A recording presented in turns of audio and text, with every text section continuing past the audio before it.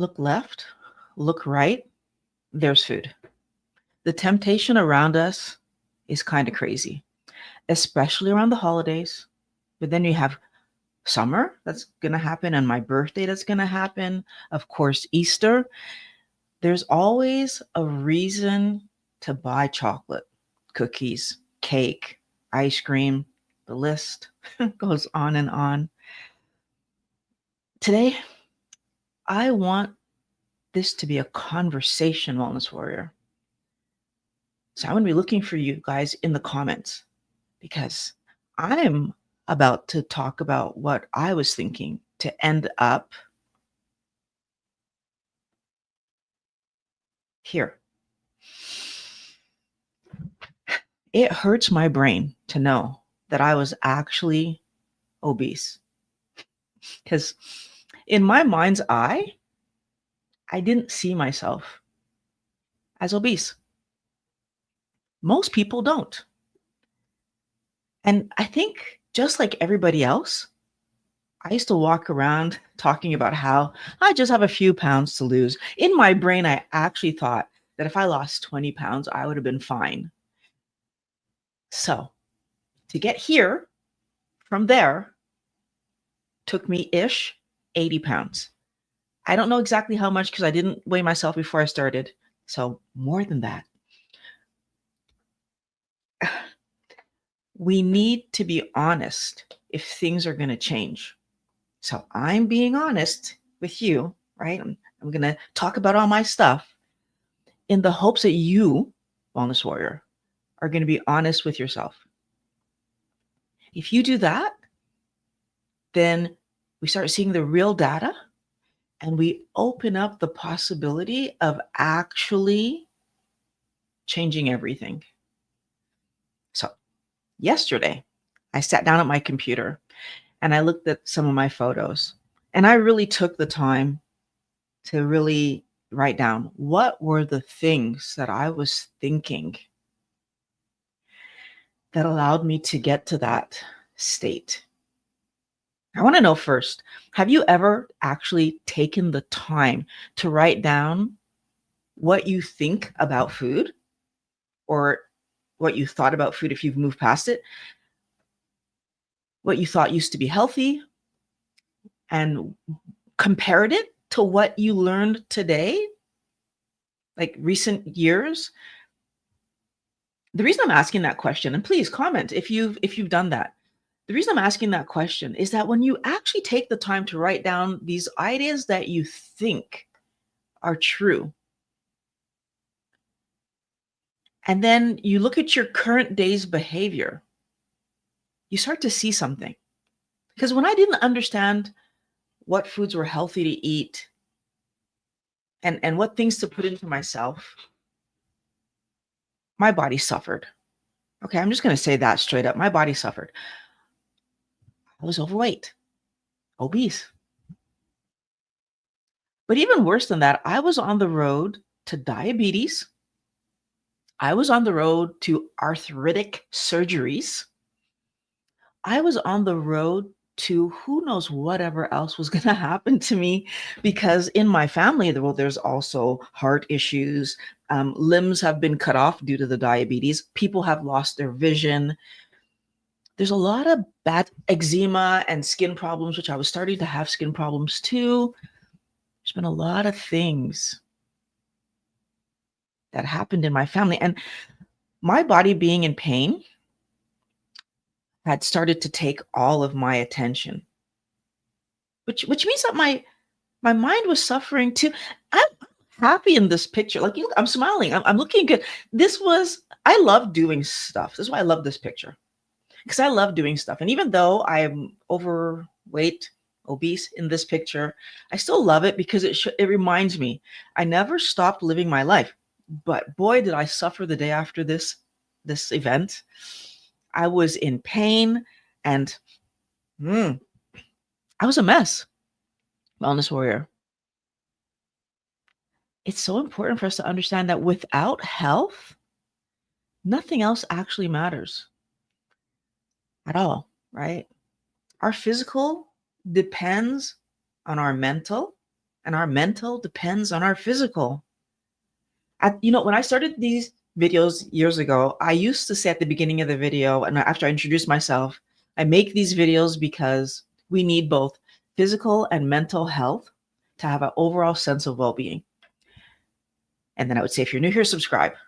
So if you're new here, why not subscribe? But I was saying those things and expressing that to you because I really need us to know that this is connected. And going back to this idea of writing down the things I used to think, because if I don't know where I'm coming from and where I'm trying to get to. So I used to think and talk to myself like this, and I'm trying to get over there with this new thought process. And if I don't know, then I will accidentally do those old thoughts. Why? Because our brain creates pathways. Remember, we used to live out in the wild with the other animals. We needed quick, fast answers to what's right and wrong to do. So our brain creates pathways of answers that are just habit. They become the natural, normal thing to do. Line there, climb a tree, right? Hide in a small cave where the lion can't get in. We just had these really fast solutions. Fast forward to today, if you're not keeping track, writing down, taking note of the things that you were here and you're trying to get there, you might accidentally, as I saw I was in a meeting on Friday with my group, and it came up how when the person was still doing that automatic, the thought was still there, right? I don't like eating those things. That thought was still there. I like this, I don't like that. And these old ideas, even old ideas about fat tasting bad, and all these old ideas are still, if we don't challenge them, we're not going to change them. So this is really important. This is basic stuff that we're not told is basic. Let's start with my first lie that I used to tell myself, or this is a lie, but it's stuff I actually believed that was about food that was causing my weight to be out of control because I was eating what tasted good. I remember making a point of telling people, I was proud of it. If it doesn't taste good, I don't eat it. I remember watching one of the first videos I watched from Dr. Berry, where he said something about vegetables, low glycemic vegetables. And he was talking about, he's like, grow up and eat your vegetables and stop saying they don't taste good. That's what he said in the video. And I remember that because when I was watching that video, I realized that statement came back to me. I said it that much.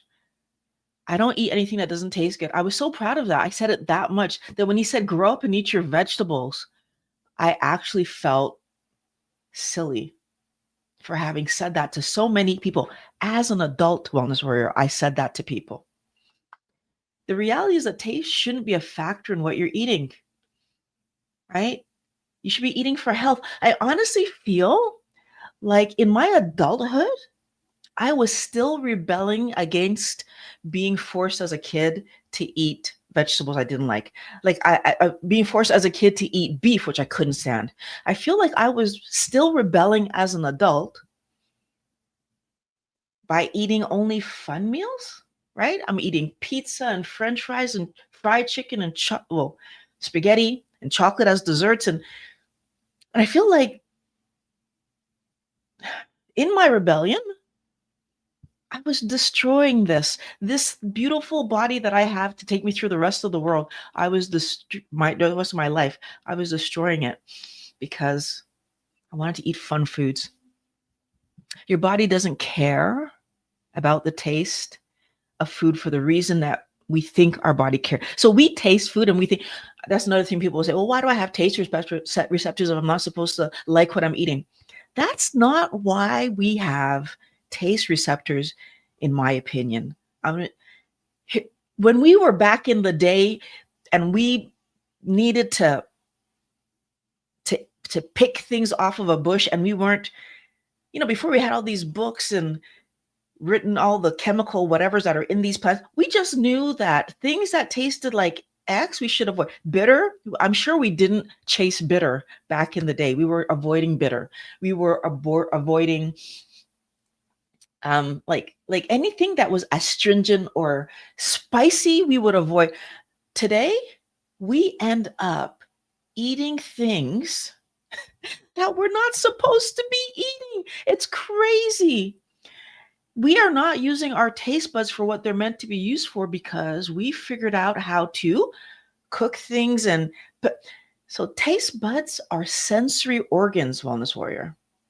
They're there to allow us to experience the flavor and the set, but it's more importantly to send that information from what we put in our mouth to our brain about what we're eating and drinking, so our brain can let us know if this is safe or not safe. And how does our brain do that? It doesn't happen overnight. This is something that could take a while because you eat something and then you don't feel good. And then your brain makes the connection and says, oh, we shouldn't eat that anymore.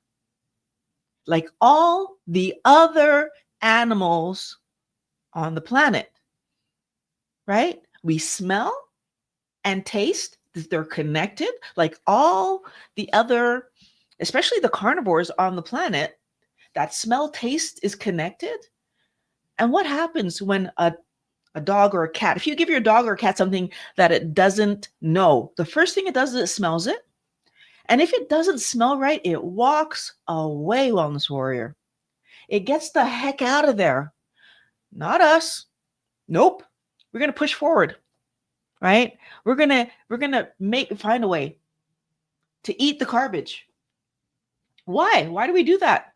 We do it because we actually have been fooled into doing it.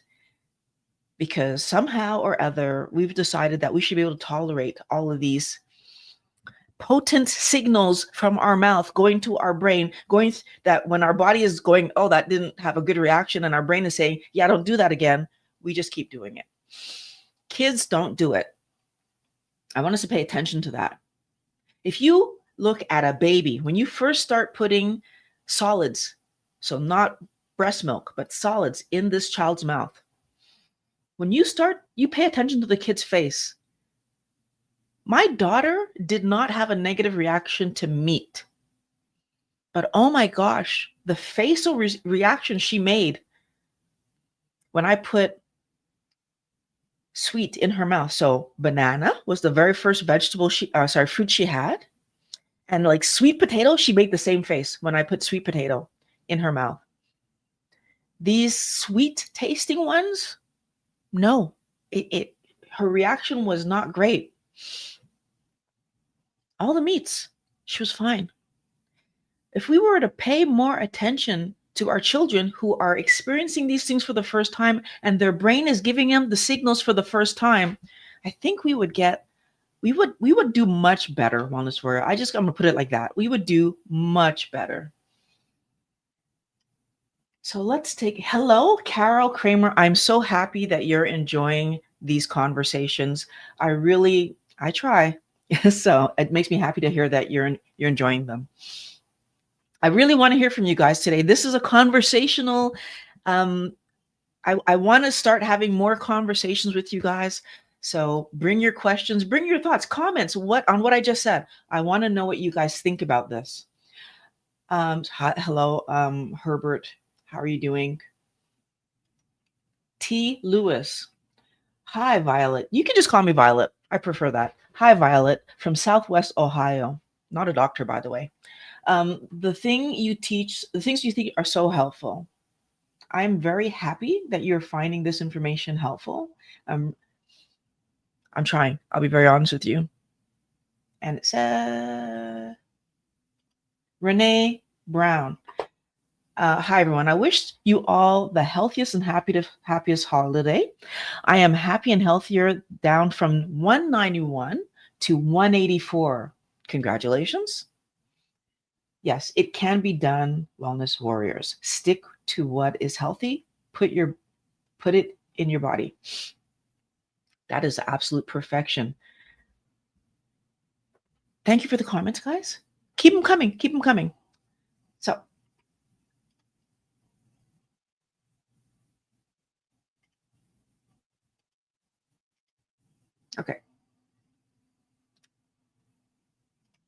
Okay, I thought that all the foods were healthy.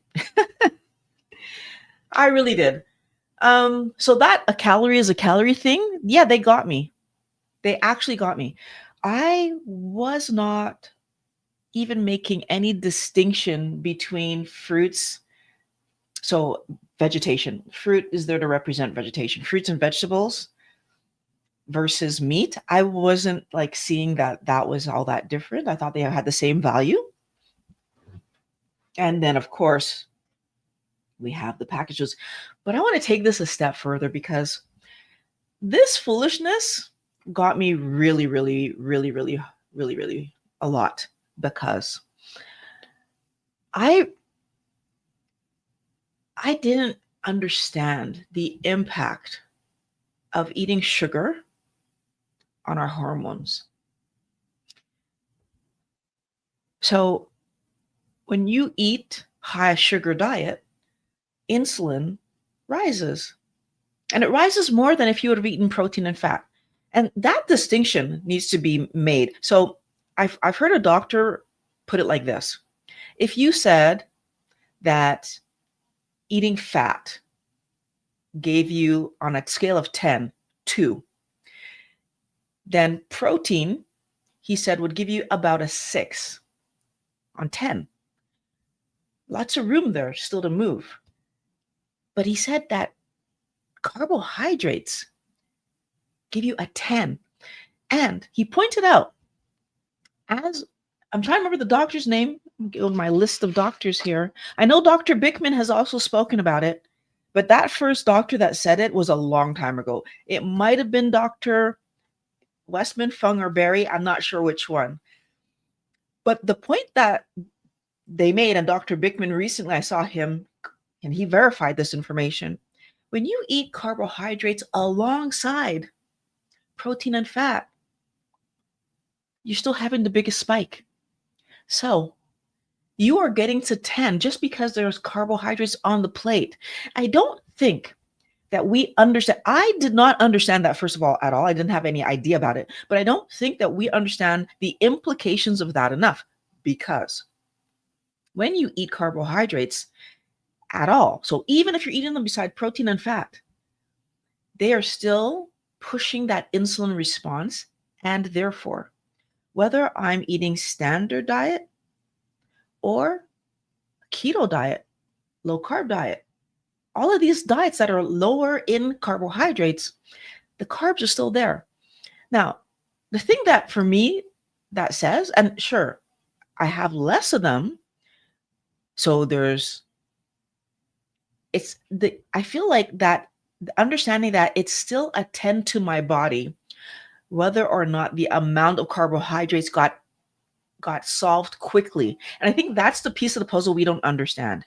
By eating 20 grams of carbs or less, the carbohydrates get put away more quickly. It's a smaller amount to put away. So putting away 20 grams of carbohydrate in fat is obviously not going to be as damaging for me in a day as putting away 300 to 450 grams of carbohydrates in fat, which is what I was doing every day to get to look like that picture looked. Every day, 350 to 450 grams of carbohydrates when I was eating properly, Wellness Warrior. This is not counting chocolate bars, ice cream, none of that. When I was eating properly, when I was trying to lose weight and tracking, and I went back and looked at my meals, that's how much carbohydrate was. Anyways, so yes, eating a keto lifestyle diminishes the amount that we end up storing. It doesn't change that my insulin is being pushed to a 10. Why is that important? When my insulin is pushed to a 10, which insulin is a hormone, all of my hormones are impacted because hormones are in relation to each other. And so insulin being up could mean that some other hormone is going to go down, and which they do up and down. But it also means that not just the food related hormones go up and down, all of my hormones are related because also different hormones touch different parts of me. So serotonin and dopamine are actually made in the gut, And if insulin has a change, the amount of serotonin and dopamine, for example, which are related to mental health, are going to change. Wellness warrior, a lot of us are depressed and we think it's because we're overweight, maybe, but it's less so that we're overweight, but more so that, and how do I say this? Like we are putting ourselves out of balance. And then because we're out of balance, so our hormones are out of balance. Well, if you have a hormonal imbalance, yes, you can have mood dysregulation. And we don't understand that. And then we're all emotional and well, you end up eating things that we shouldn't eat because we're trying to feel better. And we'll talk about that a bit more later. But so me not understanding that all foods aren't healthy. And even when I was doing keto, not fully understanding this still allowed me to keep things in my diet that, like, I was keeping things in my diet that since going carnivore, even again, I see a boost in how I feel and how emotionally stable, which I didn't even think every time this happens. When I went I didn't think I could feel better. Like I feel mentally better. I thought I was mentally good. Nope, I had space to go better. Now that I'm carnivore, again, I found space to go better. A calorie is not a calorie, wellness warrior. These things impact our hormones. Your body is specifically looking for certain things to build and create you and keep everything balanced and da da da da. Now, the other thing that I will say is that carbohydrates, which I was treating as the same as protein and fat, cause us to chase because of what I just said. Your insulin goes up, your body grabs those carbs, puts them in fat storage, and guess what happens? You're hungry again. Carbohydrates are like the least satiating things we could eat, and yet we're constantly eating them. Doesn't make any sense. Carbohydrates are not as nutrient dense as animals. So animal foods are much more nutrient dense than plant foods, which now brings us to those packaged foods. Guess what? We are eating packaged foods as if they're equivalent to meat with the accompanying fat, to fish, to poultry, to eggs. They're not the nutrient density.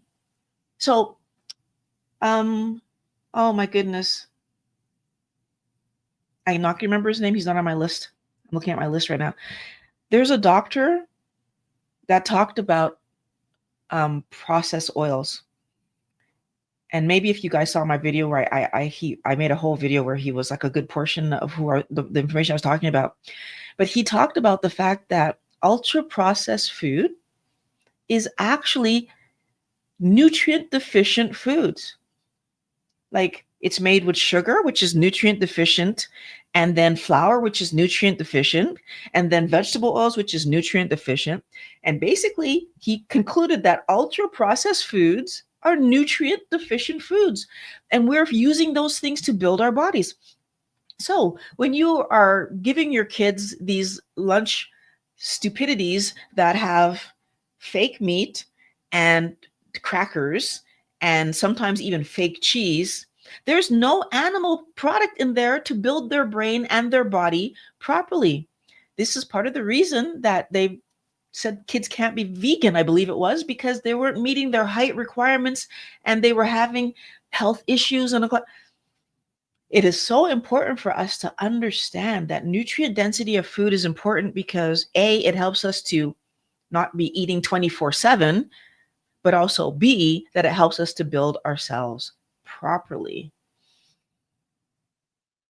No comments, guys? Come on, really, I want to hear from you guys. I'm saying a bunch of stuff right now. You must have ideas. You must have things to say about this because honestly, when I was writing this down yesterday, I was freaking shocked at the things that I used to think were okay. I was shocked. And I'm sharing this because we need things to change. I want to have a conversation about it, guys. I want us to do better. Come on. There have to be ideas about this that maybe don't even have to agree with me, disagree with me. Am I saying something? Okay, anyways, let's next point is that I ate for all the wrong reasons. All the wrong reasons, wellness warrior. Emotional eating. So that's when you eat because you're bored, which was my number one reason to eat emotionally. When I had nothing better to do, I would eat something. It also could be when you're sad. So something goes wrong at work, you're eating to make yourself feel better. Something goes wrong in a relationship, you're eating to make yourself feel better. But it also can be when you're happy. Something goes right at work, you're celebrating with food. It's your birthday, you're celebrating with cake. For every single emotion, we find a reason to eat. And it's just not great, wellness warrior. The other reason that I was eating was because it was time. I would look at the time and say, oh, it's 12 o'clock. It's time to eat, whether I was hungry or not. Oh, I have to eat now because it's time to before I get to work, whether I was hungry or not. It's not right to eat when you're not hungry because your body knows when it wants food. For you to just put food in it because the clock says something doesn't make any sense. It's not something that we ever would have done before. Well, in the history of being on this planet, before we were able to process food in a way that we could save it, we would have only eaten when we caught something. So guess what would have happened? Whenever we would have been eating, chances are we would have been hungry because we wouldn't have been catching so much stuff that we just had it sitting around. Because the other problem is if it sat around for too long because we couldn't keep it fresh, it would have gone bad. So we weren't just having things sitting waiting for us to eat them. Now, maybe if we were lucky enough to have caught a bunch of animals and been able to pen them off somewhere, and then we could go get one at a time to eat, because that would have allowed it to stay fresh. But at the end of the day, wellness warrior, can I just point out that it still comes back to the same thing. In order for us to do well with our food, we should be eating when we're hungry and stopping when we feel satiated, not full, satiated. Why satiated today? Because we would have eaten until full back in the old times. But today we're eating to satiated because we have food around us 24/7.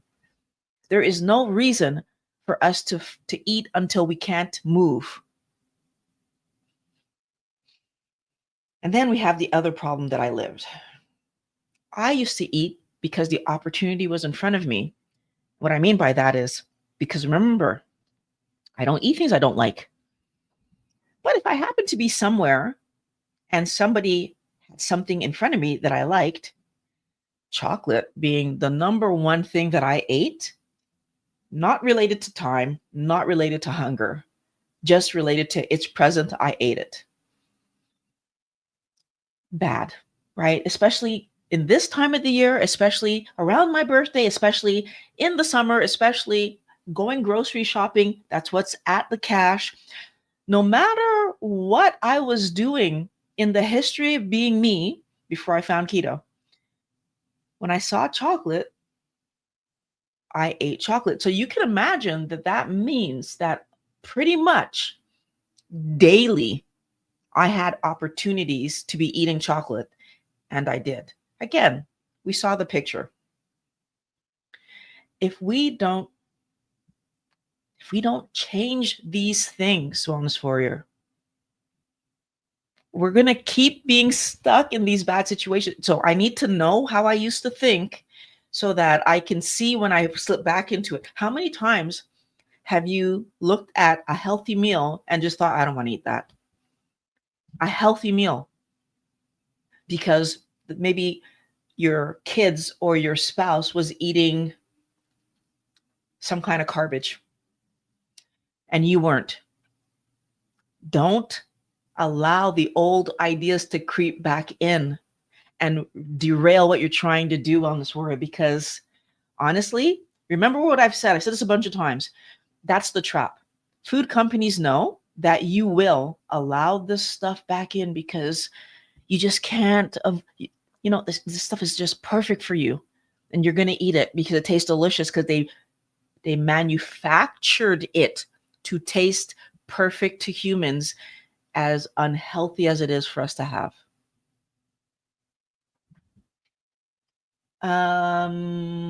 Witty noise. Hello. Thank you for commenting. Things really flipped for me when I started equating meat with food and everything else is filler. Yep. Yep. I love that. Everything else on the plate is for fun. I love saying that to people all the time. Everything else besides the meat, fish, poultry, eggs is for fun. Some filler is worse than others. This has gotten me to 95% carnivore. I'll definitely agree that, first of all processed foods are worse than any real food off of a plant or walking around the planet. If it's been processed into a packaging scenario that you can only get it because companies are making it for you, no. Now, anything you can pick off a tree that you could potentially make yourself, better than that.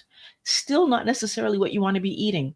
There's so many toxins in the foods that we eat, and we don't know, Wellness Warrior. We don't know because nobody's telling us that these toxins are harmful. I didn't know that nightshades, which I was eating nightshades. First of all, I didn't know what a nightshade was. And then I didn't know that nightshades were hurting my body the way that they were. So nightshades are eggplants and tomatoes. Basically, any fruit or vegetable that has that little hat looking thing like a tomato and an eggplant has. So like a lot of the peppers fall into this scenario. That little hat shape on top tells you that it's a nightshade. Those get me. Like I don't do well with them. And I didn't know that. So first of all, my dad's spaghetti sauce, which used to think it was delicious, I probably still would think it is delicious, but maybe not because my mouth has changed so much since then. But I still remember it being delicious. But boy, was it doing a number on my body. And I didn't realize until I took all of this sugar out of my diet. I started to react to the tomatoes. I started to react to the potatoes, which are also a nightshade. I'm not sure where the hat part is on the the potato. Maybe it's on the tree or something, anyways, or it's on the fruit. I think that potatoes are part of the root. So, but regardless, I want us to really just understand that 95% carnivore is amazing. Congratulations. And I'm sure that you feel better. And keeping these ideas front of mind is what's going to help you to continue to feel better. I'm not shocked actually about the information and have known about it while eating it. The problem lies in carb addiction. The info people need continually how to stay on track. What I eat in a day helps. So yeah, people don't know that they're not controlling what they eat. I didn't know that. I totally thought that I was choosing to eat chocolate every day. I just loved it that much. We're not in control. And not even a little bit. Name pronounced Nisi, LOL. Nisi. Okay, Nisi, thank you for correcting the pronunciation. I appreciate that. And Mandel says, man just called me and said his legs are working. He's down from size 62 to 56. We were in an inspection class in the spring. He looked to be in pain and I suggested carnivore. He's working it. I love that, Mandel. And I love how you keep sharing information with people around you, because that is terrific. It helps us. Not only does it help us to help other people, so I do this, right? Like it helps me to help you because it keeps these things front of mind. Again, that's why I'm making this video, is I realize that I'm constantly thinking about this stuff. And then I had that conversation in my group on Friday. I realized that No, not everybody is constantly thinking of this stuff. Not everybody is that aware to keep these ideas front of mind so that they can benefit. So, yeah, and then for you, that you are open to talking to people and just sharing with them directly, just saying to them, hey, try this, and maybe it's going to work for you. Even ever seen the story about DMX taking people to Red Lobster and eating shrimp, then having a bad allergic reaction? He knows he's allergic to shrimp, but he loves shrimp more than his health. No, I didn't hear that story, Mandel. It's a sad, sad day when we put eating something above our health. And that's what I'll say to that. To me, that doesn't make any sense. Not even, not even a little bit making sense. But this is the things that we do, right? Okay. I didn't eat fruit or vegetables. And ironically, avoiding healthy fruits and vegetables caused me to gain weight because I doubled down on pasta, rice, potatoes, and bread. So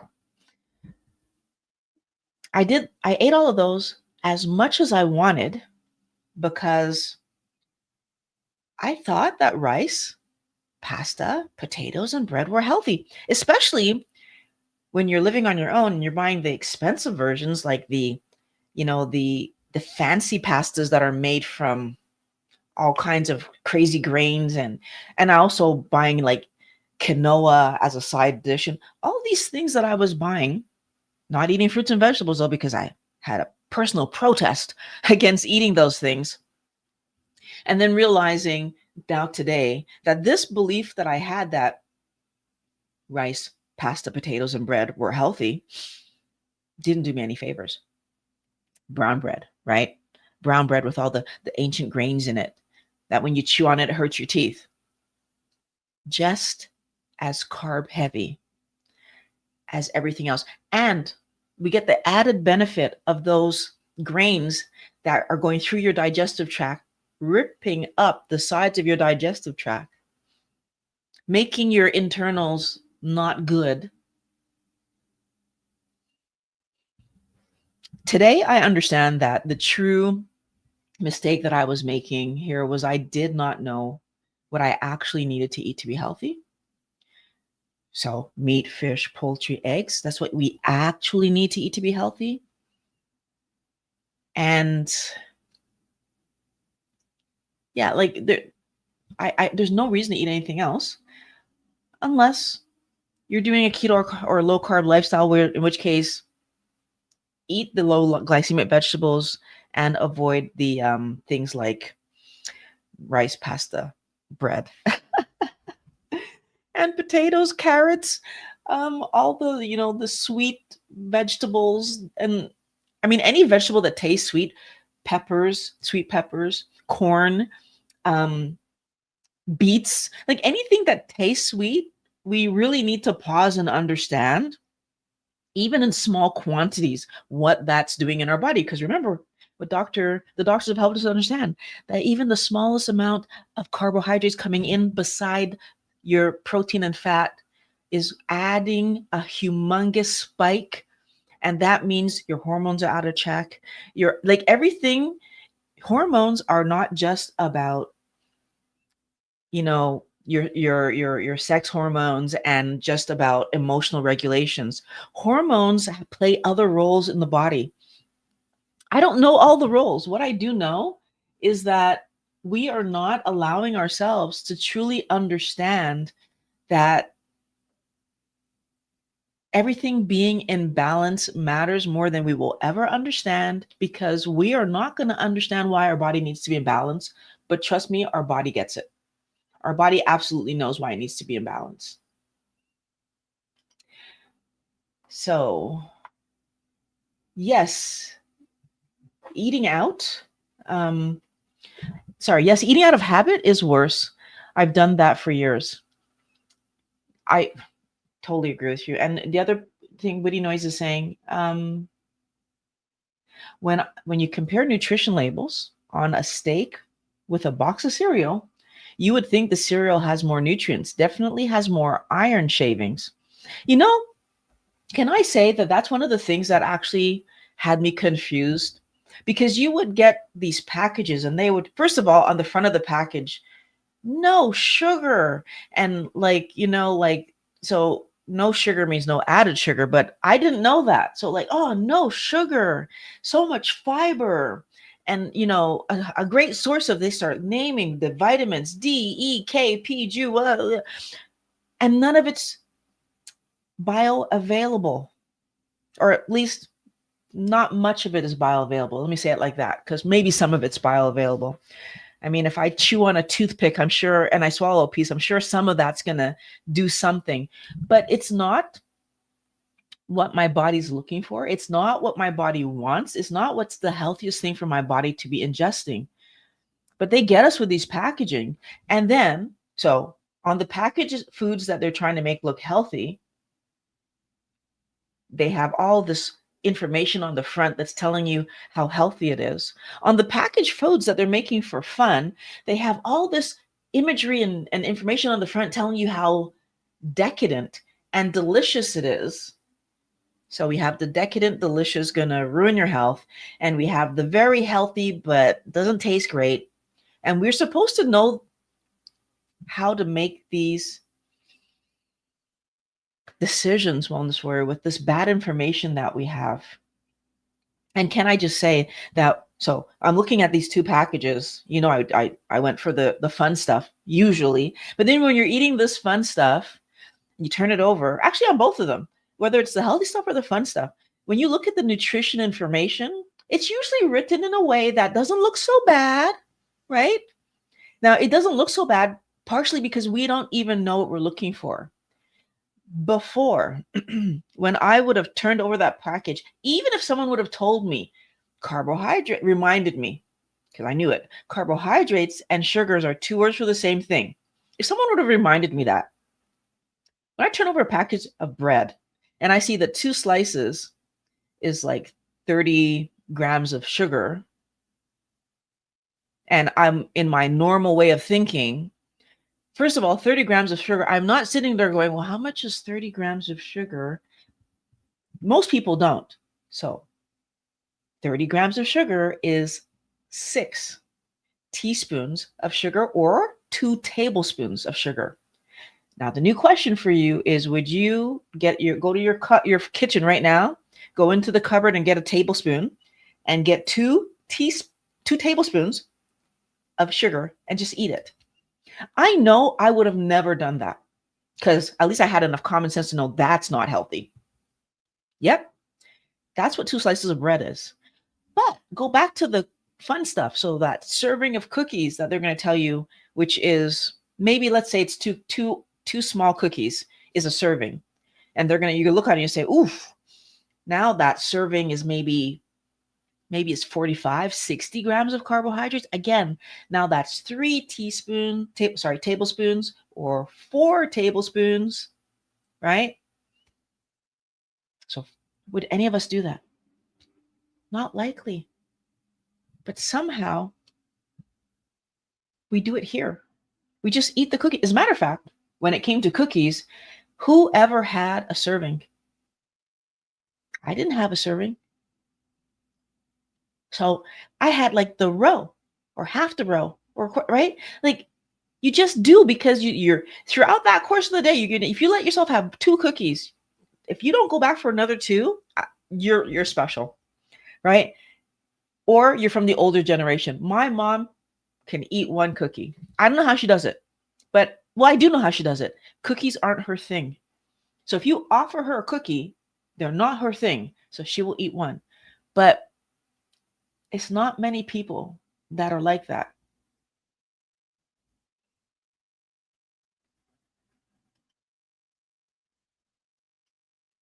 Uh, Senpai Ken says, we never teach kids what to not to eat. It seems as if they naturally know. Oh my goodness. I do think that kids naturally know because of what comes in their mouth. They have their original reactions, and then we teach it out of them. We push these things on them. So that little kid, the first time you give it a soda, and they're like, why do we ever offer that kid soda again? But we do, and we push and we push. My daughter didn't like cake. Everybody else at the birthday party wanted cake. So every year at her birthday party, there's cake. Why? Why did I do that? Well, because everybody else wants cake. So what happens with my daughter? Well, by the time it was her 6th birthday, she actually tried a piece of cake because everybody else was eating it. So she tried a piece of cake. Now, she didn't like it, but eventually she learned to like it. Why does this happen? Because we allow it to happen, Wellness Warrior. And we allow it to happen because we're not using our eyes and then interpreting what we're seeing properly.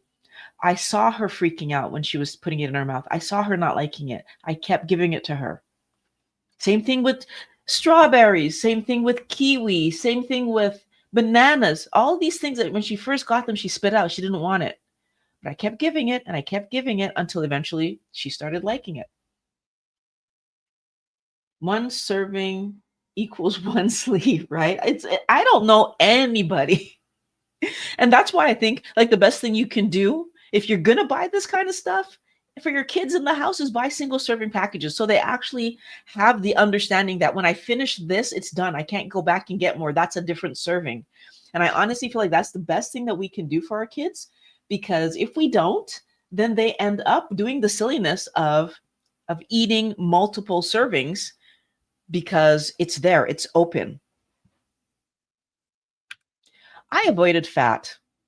So I believe the marketing that fat makes you fat, but I think we all believe that marketing. So I feel like the bigger problem was that I'm avoiding fat. My weight is still rising, and I never stopped to question it. I never took the time to try to figure out, like, if, especially doing all the things I'm being told to do, why is my weight not regulating properly?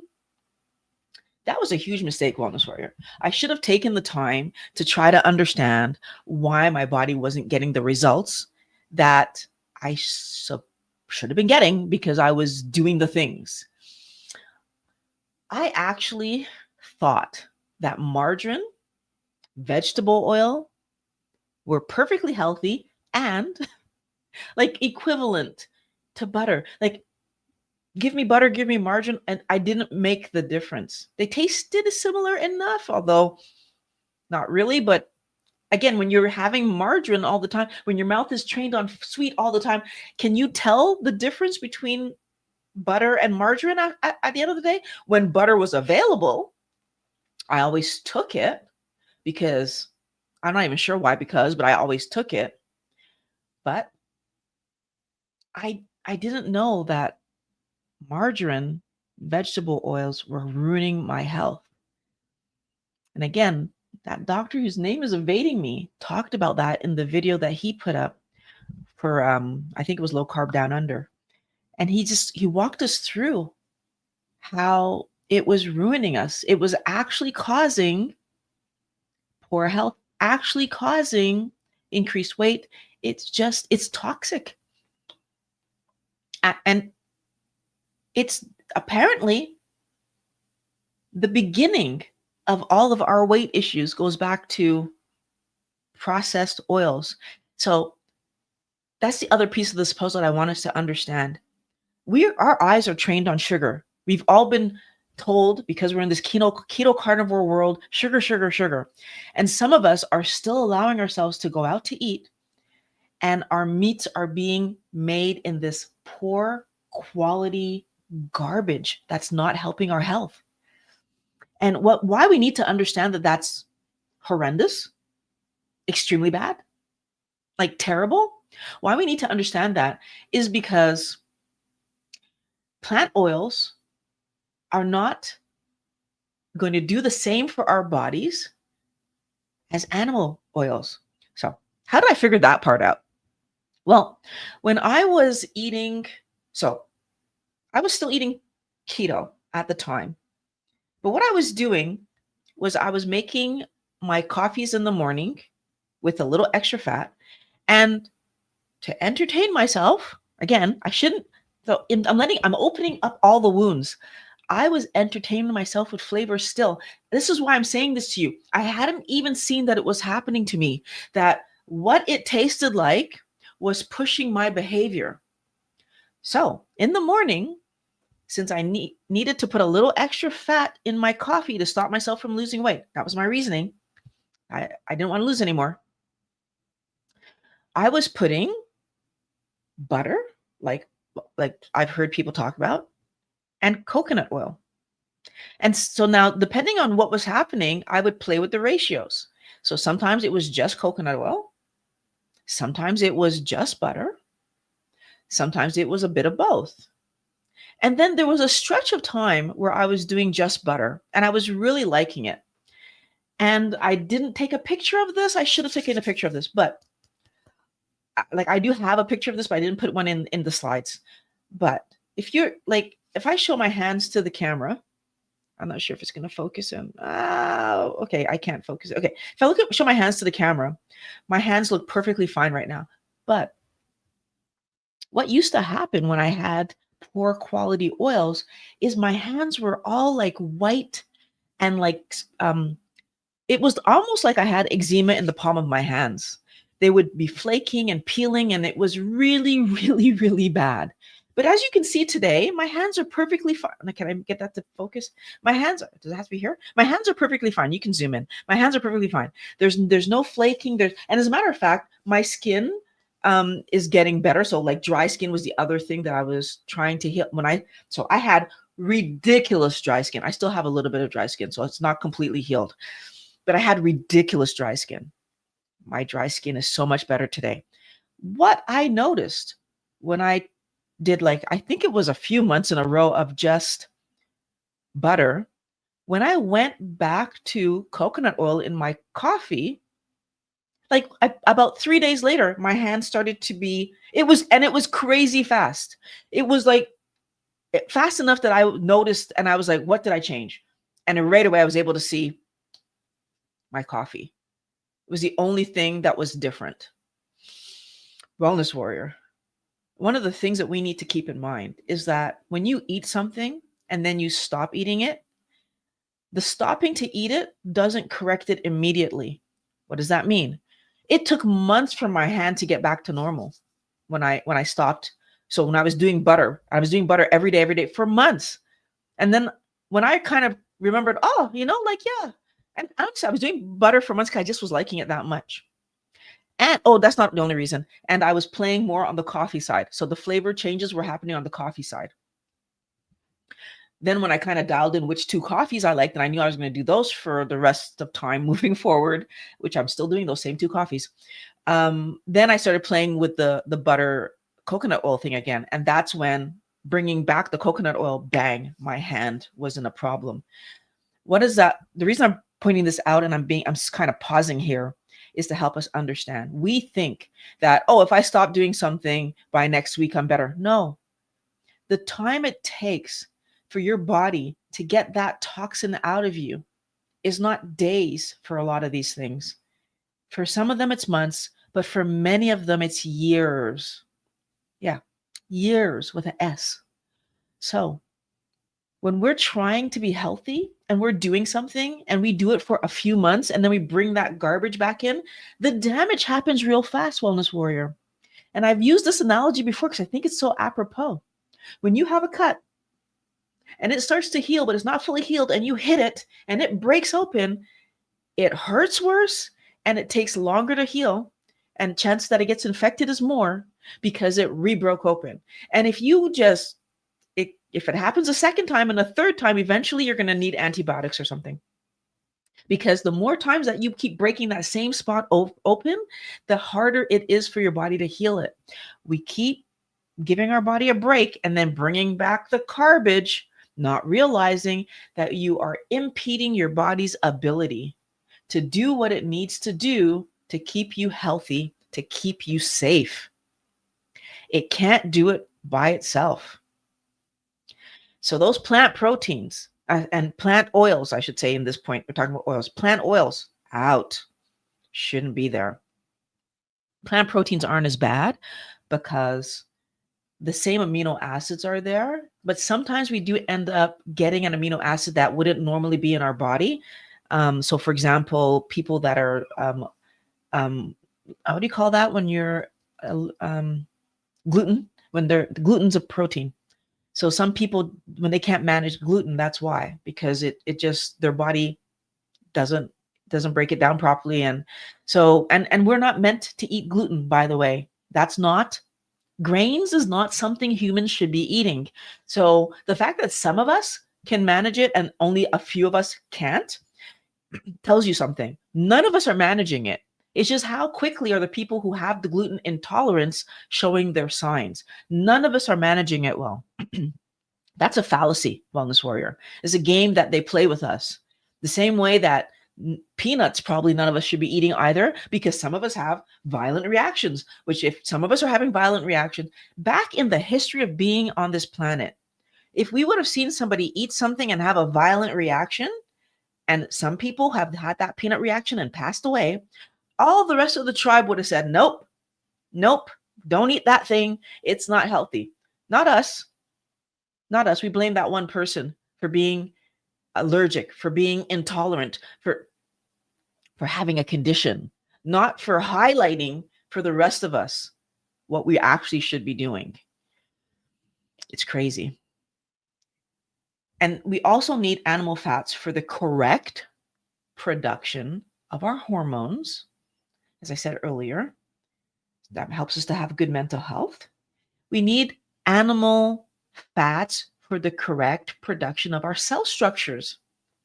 So our cells are made of lipids, animal fats. And when you try to, so when our body has too much not animal fats, so now we're thinking about all the vegans again who are not allowing in any animal products, then that means that your body is actually needing to make cell walls that are supposed to be animal based out of plant structures. So plant lipids, they're not shaped the same way, they don't fall the same way, and therefore we can start having cells that are not functioning properly. Very important for our health to have cells that are functioning properly. And the other thing I want to point out that I didn't know about fat and I was avoiding it is that it helps with satiety. So on the other side of the coin, sugar makes you run towards eating more. On this side of the coin, eating fat helps you to feel, especially animal-based fats, help you to feel satiated because you've given your body what it needs. So that animal protein and animal fat, and then you can go, in my case, I regularly go 24 hours without eating because I do one meal a day. And then occasionally I do, at this point now with my current weight, I can manage like 4-ish days. Maybe I can touch 5 days once in a while of fasting before my body is really pushing me to eat. But 4 days because I'm close to my goal weight. Or at goal weight, I guess. Close to my goal weight, at goal. I don't know. I don't know what my body thinks about this. I'm still adding fat to my coffee to kind of keep myself from losing too much. So I'm assuming my body would lose more if I was less on it. But the point isn't that. The point is your body needs fat for good health. And I was avoiding it. I was depriving my body of the fat it needed and giving it all this silliness. And even when I did give it animal protein, like drinking milk, high in sugar, eating ice cream, extremely high in sugar, eating cheese, has well, and also all three of those things are lactose, which my body doesn't have a need for anymore as me being an adult. And that causes other problems for us because that stimulates our body to retain fat, as Dr. Eid helped me to understand. Right? So like we keep doing things that cause our body to hold on to fat and to create fat and to store fat. And then we're mad at our body for being overweight. We're mad at ourselves for not knowing how to do this thing. Okay. So many things, so many things. Senpai Ken, let me try to do that. I cannot believe I used to think that fat was bad for humans. When we think about it, losing weight literally means using your own fat as energy, which makes us healthier. Senpai Ken, I want to also point something out to you because it's more than even bad for humans. I actually thought that margarine and vegetable oils, because it said heart healthy, was the thing that was going to make sure I don't have a heart attack, not realizing that that's the exact thing that was sending us all running towards heart attacks. The lies that we've been told, the things that we've believed, it's scary, it's annoying, frustrating, aggravating, anger producing. It's all the things, all the things. Mandel says, my associate pastor lost feeling in her hand, got eczema and dry eyes. I gave her butter sardines and ribeye and shared information. She does enough carnivore to keep the worst symptoms at bay. What drives me crazy with this kind of thing, first of all, again, thank you so much for sharing this information. You're such an amazing wellness warrior in that you see someone and you just give them the help they need. But what drives me crazy is that your associate pastor eats these things, sees the benefit, but then allows addiction to kick back in and pull her back into her cravings. And that just helps all of us understand how out of control we actually are, wellness warrior. And I need us all to see it because we don't see it. These problems will persist. Renee says, a lot of the time, it's what was available. Margarine in stick or tub. Society pushes these foods forward, these things forward to the masses. We succumb to the mess set before us. You know what I will say, Renee, too, is that it's typically cheaper.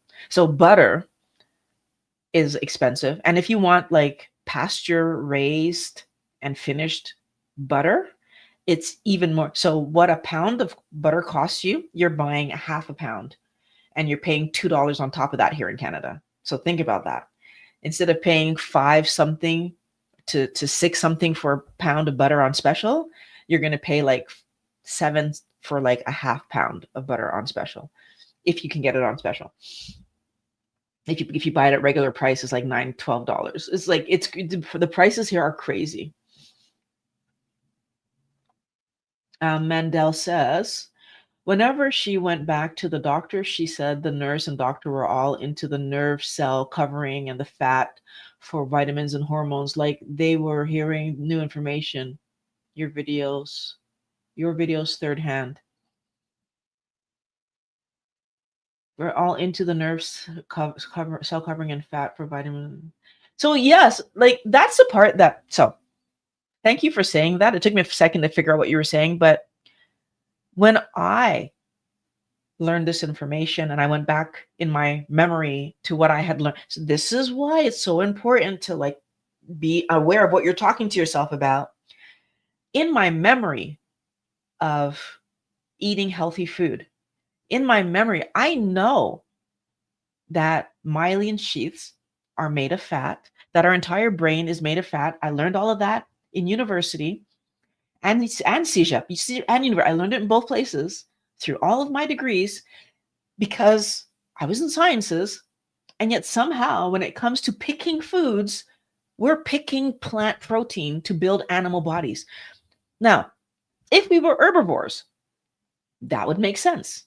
If we even had more of a gorilla type intestinal tract, that would make sense. But we're neither. All of our intestinal tract is more based on carnivore. And especially the fact that our stomach can break down the fat, the protein easily, but struggles and allows, not even that it struggles. Let me point this out to you. People keep saying it struggles. Oh, you see, broccoli, and you see vegetation in stool. And people think that that's because our body can't break it down. That's not it. And I go back to, I wish I had screenshotted this textbook that I found this in, because I went back to try to find it. And as with many things that I've brought online and spoken about a lot. When I go back to try to find it again, disappeared. Numbers needed to treat, another one of those ones, but that one I bookmarked. So I still have access to it. But you can't just search numbers needed to treat and find it anymore after Mark Hyman put it in his book. Somehow now you need to dig to find it. I digress. Okay. The reason that we see vegetation in the stool, according to that textbook, was that they figured out that your stomach actually pushes through vegetation faster. So when it sees carbohydrate-based foods, it pushes it through faster to minimize the poisoning of the body with sugar. Right? If it's not broken down, it's going to pass through and just like get eliminated out the other side. And I feel it's almost like this fail-safe that maybe while, you were trying to eat that deer, some vegetation was on the deer and you just kind of yam, you ate it up. Or maybe in the deer's stomach, there was some vegetation, and while you were eating it, and maybe like your body just has this fail-safe, like, oh, pass that through. And the acid is so strong that the acid in our stomach can digest the meat. And then when it's mostly like just vegetation left, pass it through. And so our body can filter and get rid of the garbage.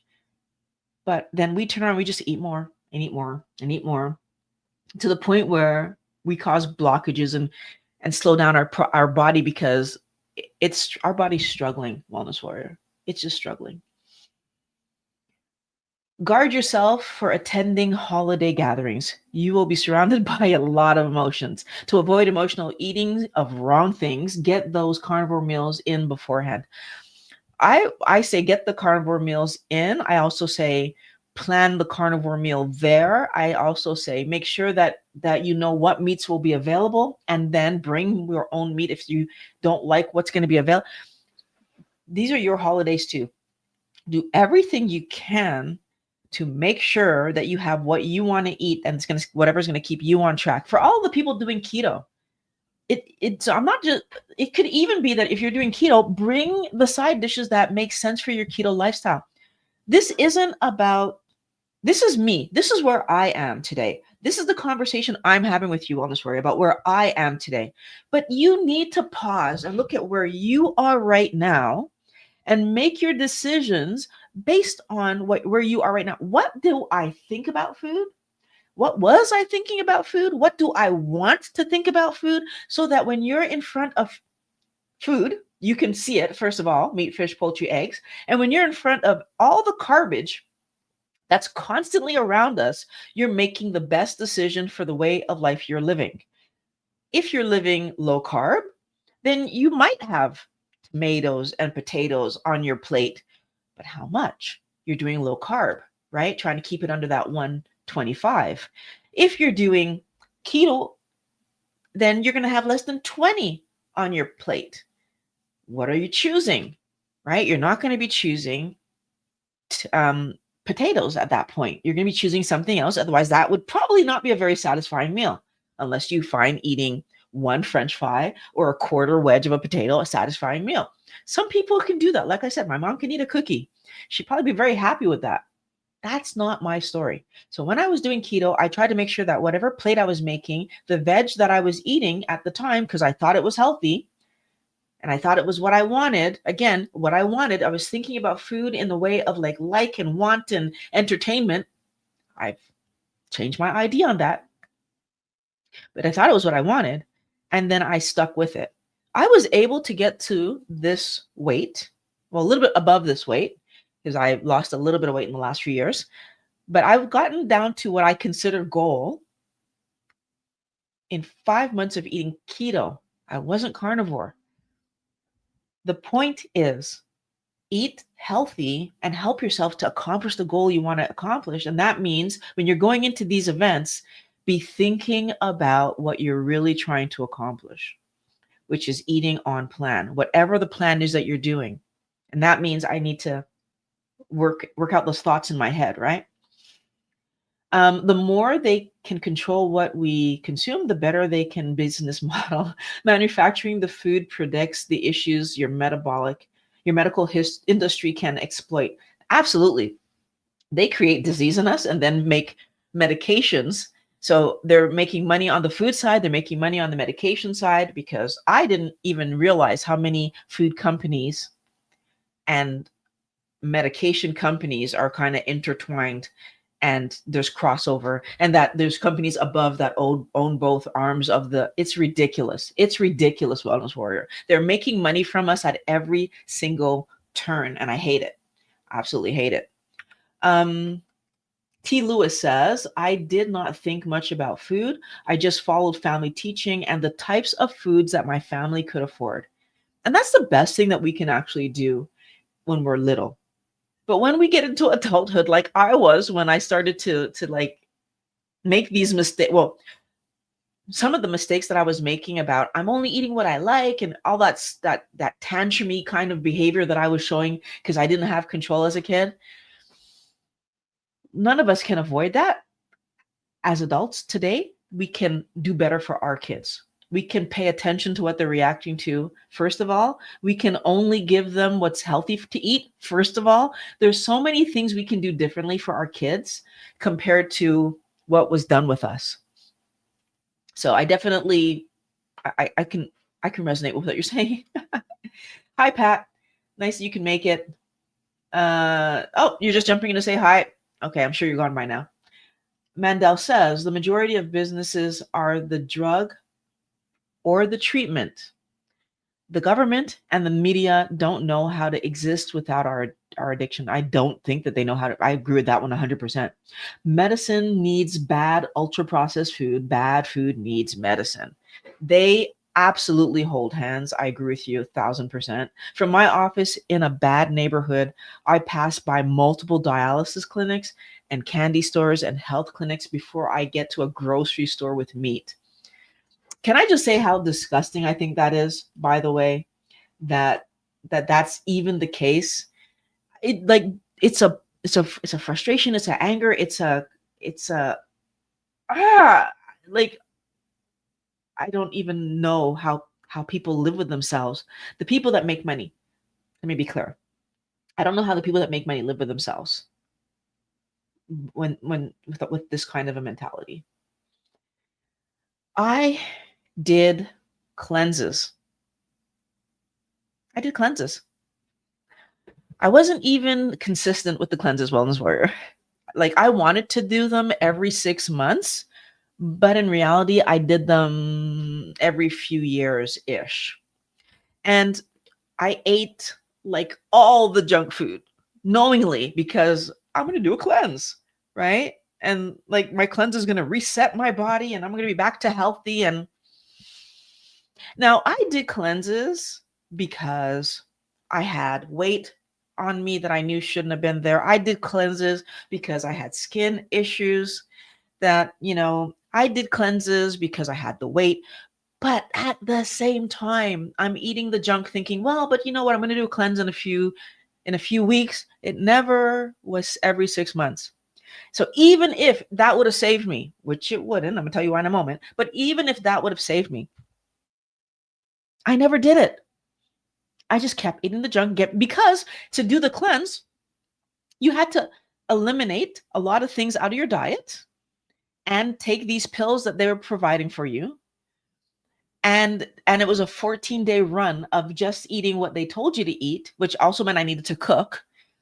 Can't just pop a pizza in the oven or buy pizza from the whatever, or right. I had to actually cook some stuff. And of course, during the cleanse period of time, there's no processed food. So it was a process, which is why it didn't happen every 6 months. So just calling a spade a spade. But here's the reason that today I understand that the cleanses actually were harming me more than anything else. Cleanses are a bunch of herbs, so plants that are not regulated with the purpose of forcing our body to excrete toxins. Now, most people end up reporting diarrhea. I did have some at the different times, but apparently, if you do cleanses enough, and even once or every other year is apparently enough, you kind of get used to them because from my first cleanse where I had diarrhea, and it was the same cleanse that I did each time, the next few times, maybe I was in the bathroom, but it wasn't bad. And then eventually it was just like going to the bathroom normally, just multiple times rather than once a day.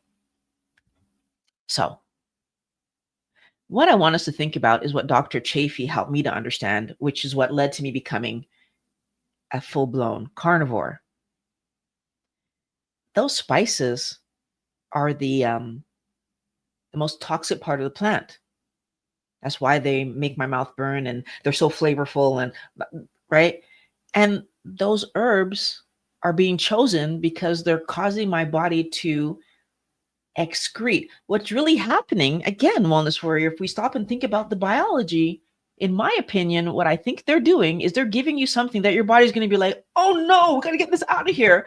And then, of course, in its getting rid of toxins, it's going to get rid of toxins, right? It's in a mad dash to dump as many toxins as it can.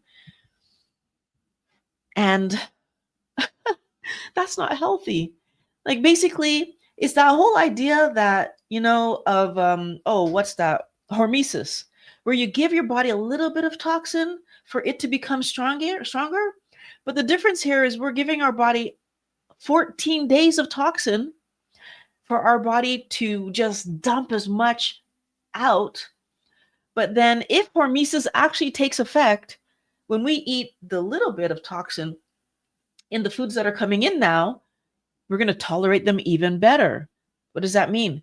That means we're not going to react. What does that mean? That means we keep eating them. What does that mean? That we hold on to all these toxins in our body even longer, because when they come in on a small level, our body just packs them away. Now, did that 14 days detox me enough? Well, here's the sad part of the story. After my hand scenario, what I understood was likely no. What are the only things that could possibly even potentially be detoxed in that 14-day period are things that turn over in 14 days or less.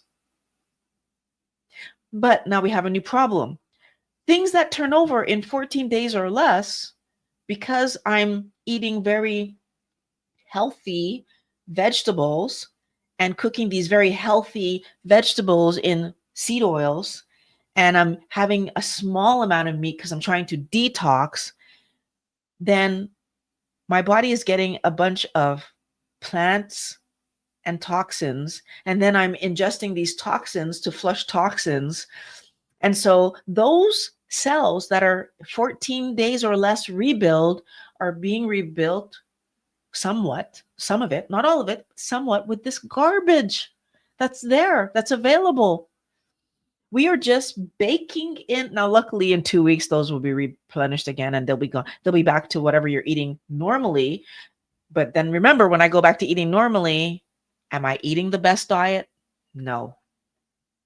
It's so tricky, wellness warrior, to really follow the path and understand what my body is actually trying to accomplish versus what I'm actually giving to it and what's being accomplished.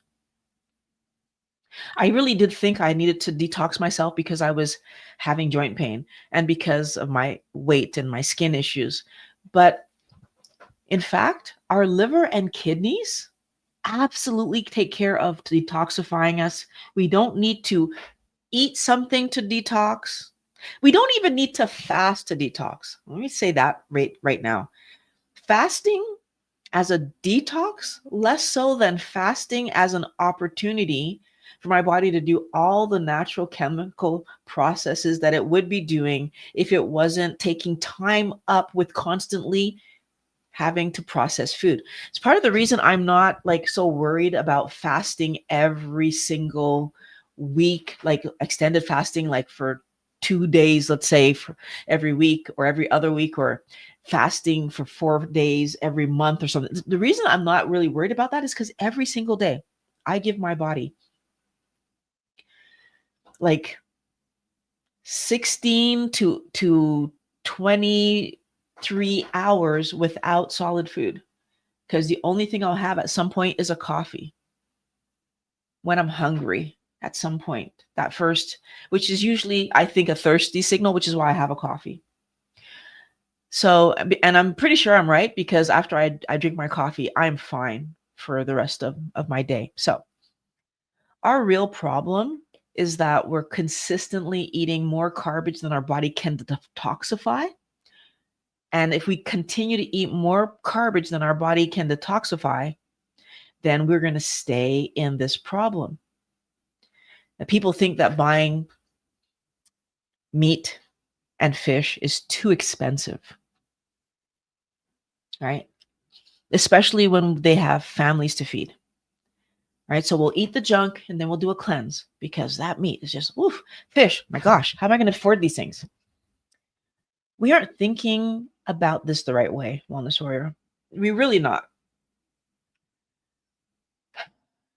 The cost of not buying those foods is being overweight.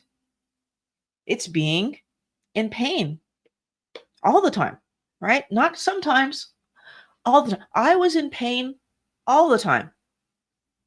I had to recover from this. Yeah, because the pain was up more from all the of riding the horse. But I'm in pain, or was in pain, all the time.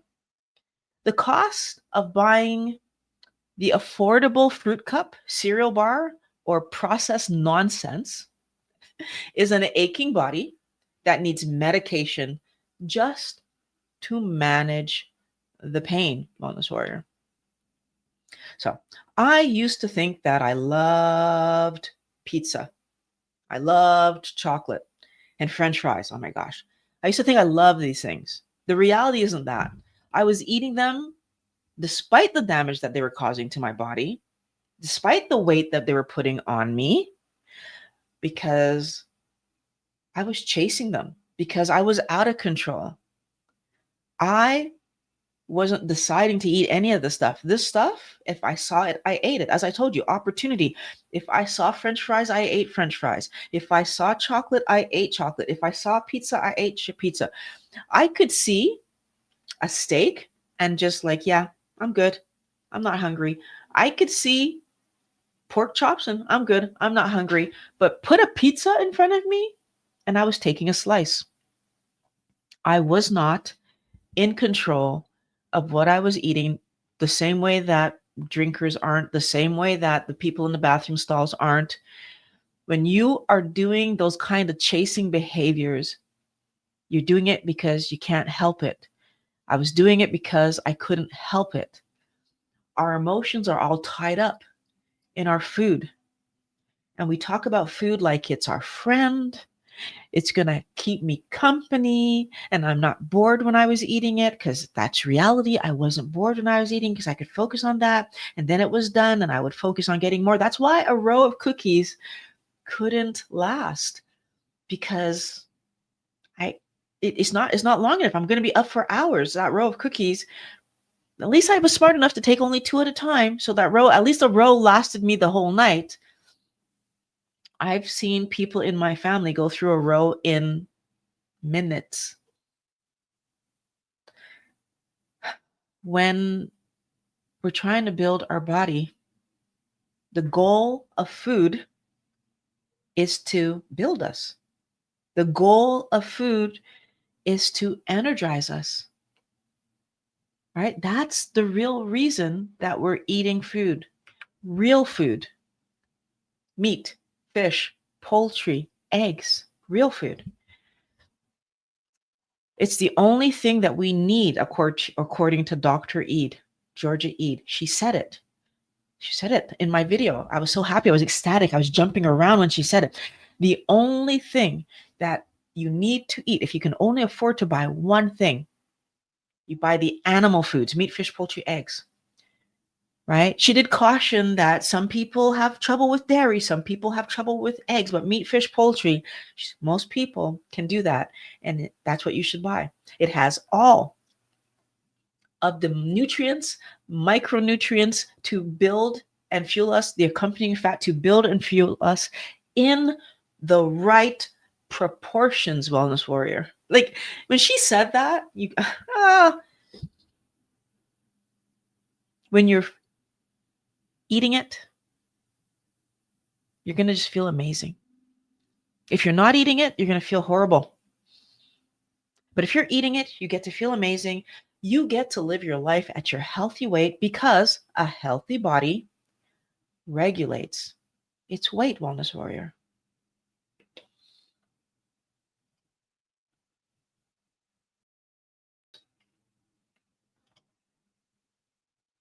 From my office, oh, I've read that one already.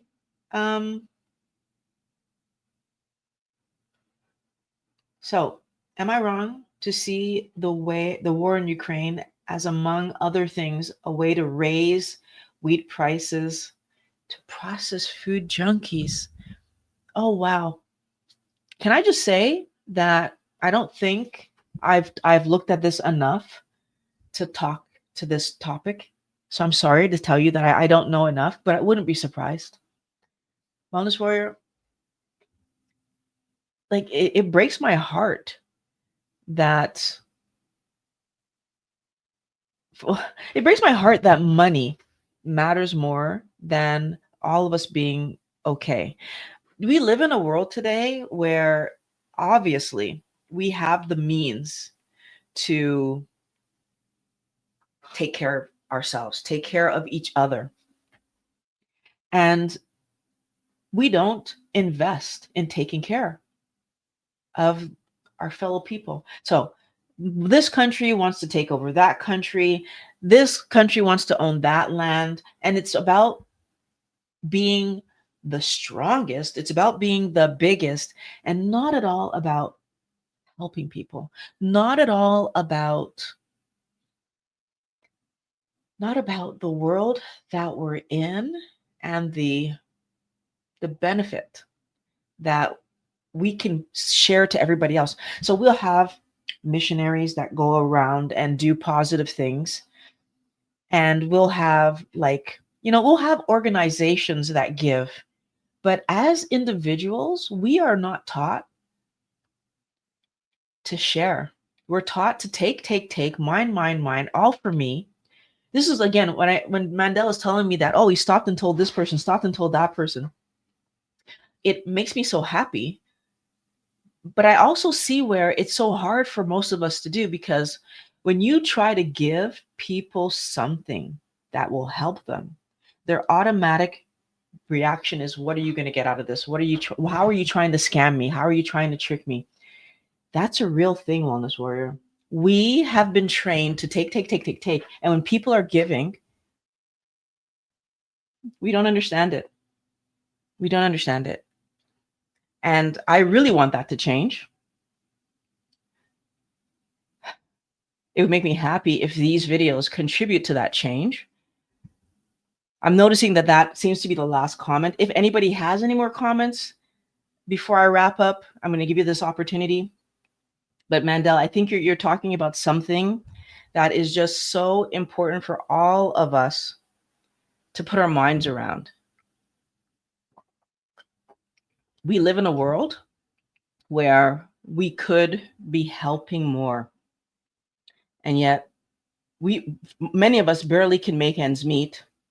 And then for those of us who can, those of us who are doing okay, we don't think about giving our time and our energy and some of our resources back to other people. Like what I'm doing right now, most people, if they knew the investment that I make to make these videos, would say that I'm crazy. But if I don't share this with you guys, who is going to share it with? And I know, no, I shouldn't say that, because there are other channels out there sharing this information. That's not what I mean to say.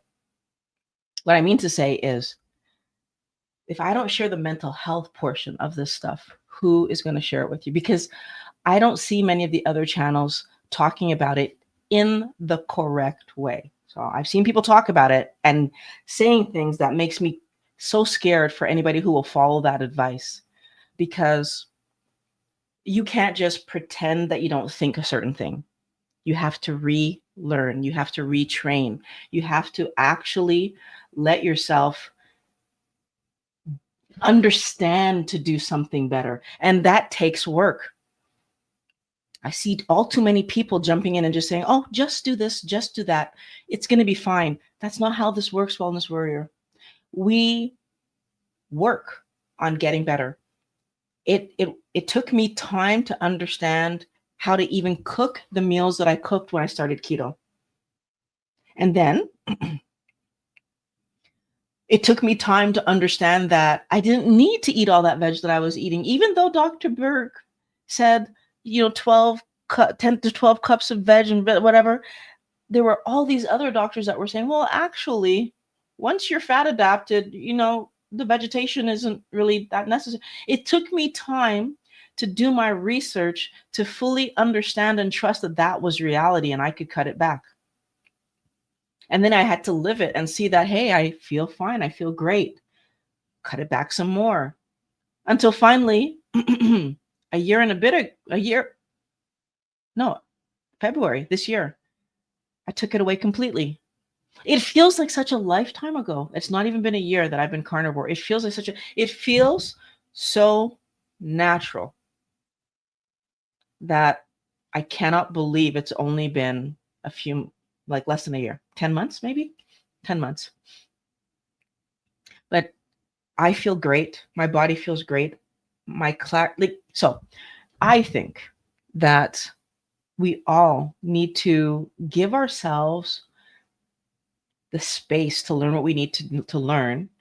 But we actually need to learn it Wellness Warrior. That's the other thing. So many people, they just want to have basic top line information and don't want to take the time to truly understand why is it okay to eat the low glycemic vegetables? Which of the vegetables are actually low glycemic? How would I know if a vegetable? They don't want to take the time to learn this stuff. And by not taking the time to learn this stuff, don't realize that they're setting themselves up for just a really bad time of not having the good health that they possibly could have. I invest all this time and energy in eating less carbohydrate, maybe even lose some weight because I'm eating less carbohydrate, but I don't get into that ketogenic state. I don't get control of my eating. So I'm still chasing and craving and all the things are still happening. And I get pulled back into the high carb world. Takes work, takes energy. Hello, Ruth Hanny. I'm glad I caught your show. Good, sensible advice. Thank you very much, Ruth. I appreciate you taking the time to let me know that. I really do appreciate that.